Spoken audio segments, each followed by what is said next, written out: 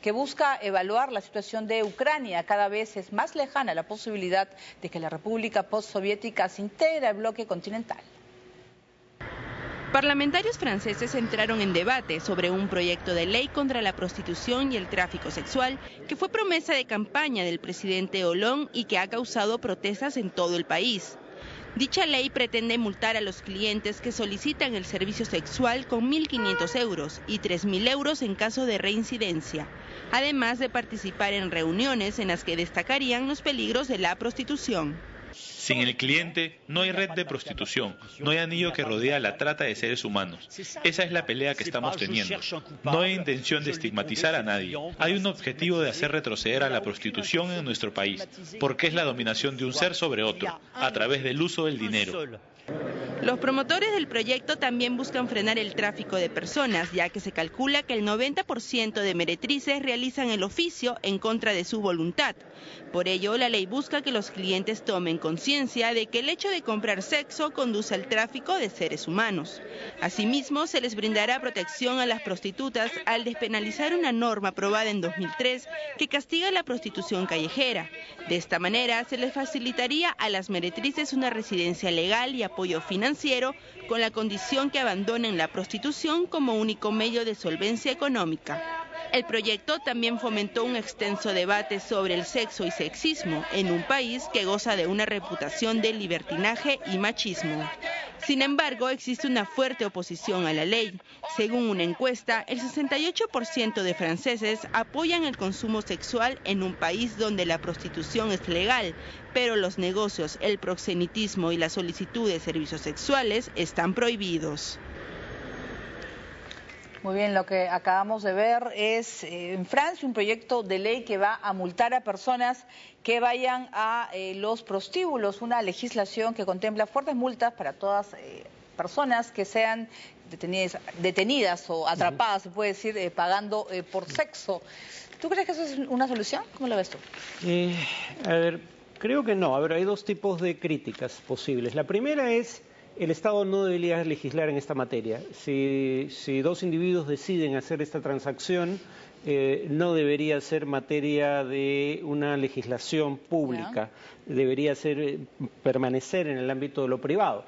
El argumento que algunos dan es que muy comúnmente en el negocio de la prostitución, las mujeres o muchas de las prostitutas suelen ser víctimas de explotación por parte de proxenetas, cuando no incluso en ocasiones por parte de maltratos por parte de los clientes. Entonces, la legislación presuntamente buscaría protegerlas. Aparentemente esa es la motivación de esta ley.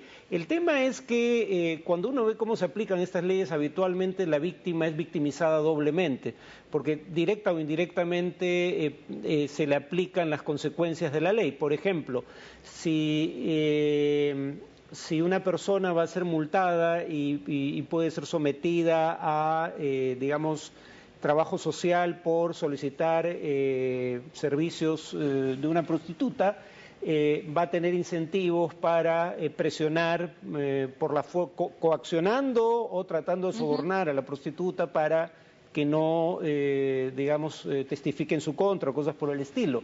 Entonces, lo que muchos creen es que estas leyes a la larga terminan haciendo más daño que bien a las propias prostitutas.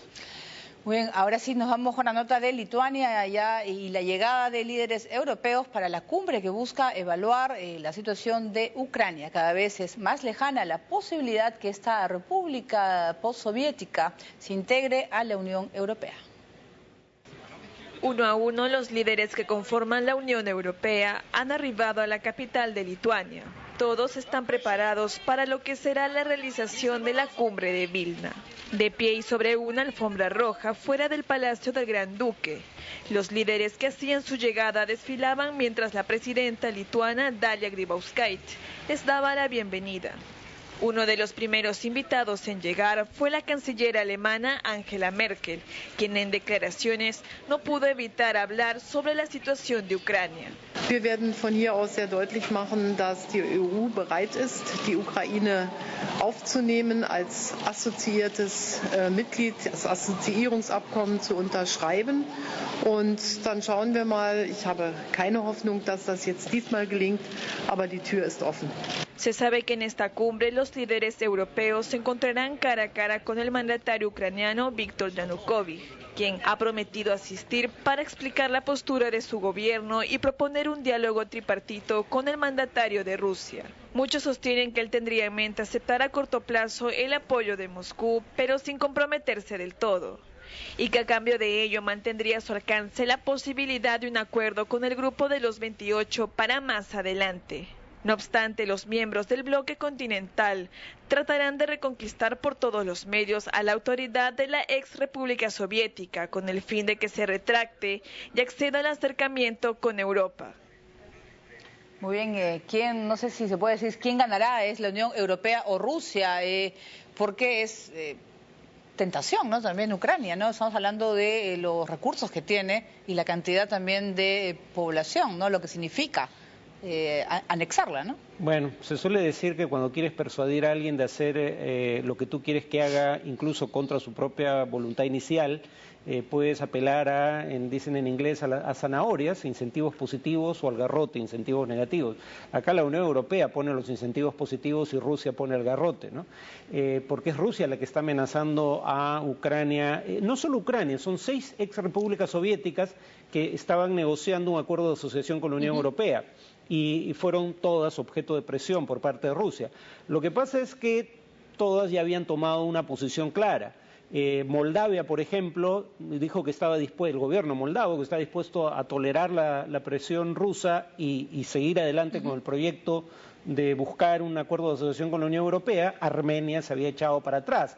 El problema es que Ucrania parecía ya decidida a seguir adelante y a última hora se echó para atrás, cuando estaba en vísperas de celebrarse esta cumbre en donde era previsible se firmaría el acuerdo, y ahora el presidente ucraniano, bueno, alega que está siendo presionado por Rusia, cosa que todo el mundo intuía de cualquier manera, pero le pone condiciones a la Unión Europea que la Unión Europea no puede aceptar, porque sencillamente habla de cifras totalmente extraordinarias, 20.000 millones de euros de ayuda anual, eso debe ser toda la ayuda exterior de la Unión Europea, y además le pide a la Unión Europea que no se meta en asuntos de política interna, diciendo que no pidan, claro, la liberación de la ex premier Yulia Timoshenko, cuando un acuerdo de asociación con la Unión Europea implica diálogo político y cumplir normas básicas de un Estado de Derecho. Pero esta presión que ejerce Rusia, estamos hablando del suministro de gas, eso es lo fundamentalmente, que más... pero no únicamente, sí. Claro, y sobre todo es Ucrania... tiene también, un territorio muy rico también, que le interesa a Rusia en especial, o es más por el poder de recuperar las repúblicas que fueran alguna vez parte de la Unión Soviética. Creo que el gran temor de Rusia es perder influencia sobre sus ex repúblicas, no solo por razones económicas. Aún hoy Ucrania, casi más de 20 años después de su independencia, sigue dependiendo más del comercio con Rusia que con toda la Unión Europea. En ese sentido, más relación. Claro. Pero por otro lado, para Rusia, desde tiempos del zarismo, esto no tiene que ver con el comunismo, era importante tener influencia en estos países para poner, o territorios, para poner distancia entre tropas de la OTAN, por ejemplo, en el presente, pero tropas alemanas o francesas en el pasado, la Alemania napoleónica, la Francia napoleónica, la Alemania del Kaiser, y el territorio ruso. Eran como estados tapón, o estados amortiguador, es el término que se usa a veces en geopolítica. Entonces, ese es el gran temor de Rusia, ¿no? Que, por ejemplo, más adelante este sea el primer paso en un proceso que lleve a Ucrania a ser parte de la OTAN, ya no socioeconómico de Europa, sino aliado militar de Estados Unidos. Como dato adicional, esta región que estabas comentando agrupa 75 millones de personas, Armenia, Azerbaiyán, Bielorrusia, Georgia, Moldavia y Ucrania, así que es muy tentador. Bien, nos vamos ahora a Pekín, que ha enviado cazas y un portaaviones a su recién creada zona de defensa aérea en el mar de la China Oriental. La maniobra se realiza después de informes de que Japón y Estados Unidos han realizado sobrevuelos en el área. Un portaaviones del gobierno chino ha llegado al mar de China Meridional, en lo que ha sido el primer envío de un barco de este tipo a esa zona. El despliegue se produce en un momento de creciente tensión entre el gigante asiático y varios de sus vecinos de Asia sobre disputas marítimas y territoriales. En tanto, el ministro portavoz del gobierno japonés, Yoshihide Suga, ha informado que un avión militar de su país sobrevoló la nueva zona de defensa aérea china, que incluye territorio japonés. Este nuevo espacio, establecido unilateralmente por el gobierno de Pekín, incluye las islas en disputa Diaoyu, Senkaku para los japoneses. La medida exige que todos los aparatos que crucen el espacio aéreo de las islas se identifiquen ante las autoridades chinas, algo que ha sido rechazado por el resto de las partes implicadas, como Taiwán y Japón. Ya el Ministerio de Defensa chino había revelado que el miércoles 2 bombarderos B-52 de las Fuerzas Aéreas de Estados Unidos sobrevolaron su nueva zona de defensa aérea. Ante estos acontecimientos, China ha reaccionado enviando cazas a la zona y anunciando que reforzará sus patrullas aéreas. Ante la situación, la Unión Europea ha instado a todas las partes a calmar la tensión y a recurrir a la diplomacia para buscar soluciones pacíficas, mientras que las autoridades de la aviación civil de Taiwán han decidido aceptar la decisión de Pekín e informar de sus planes de vuelo. Los islotes en disputa tienen una superficie de unos 7 kilómetros cuadrados y se cree que podrían contar con importantes yacimientos de recursos naturales. Sí, porque ya es un cuarto para las...